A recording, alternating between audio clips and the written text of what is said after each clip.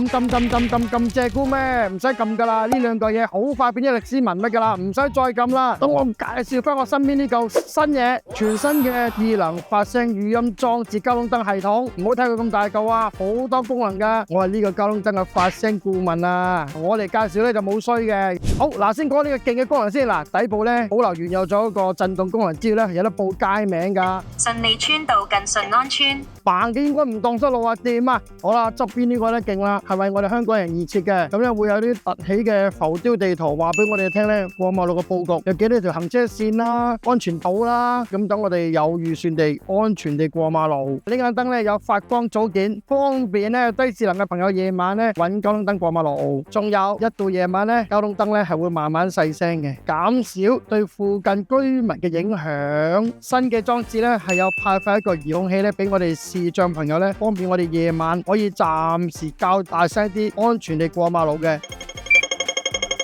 又或者用政府 App 出行易都可以做到以上嘅功能。呢個黃色盒咧喺側邊就知啊，有兩個版本嘅，一個藍色，一個灰色。藍色咧就有免輕觸裝置啊，咁啊其實掂咧就會好快過到馬路噶啦。如果繁忙路全部都用灰色嘅，你就唔使掂，因為佢唔會俾你快啲過馬路嘅。清楚晒未啊？咁唔該你唔好亂搞咁估啦，分俾你啲姨媽姑姐、三姑六婆、四姑丈，你睇下啦嚇，唔好亂咁撳啦。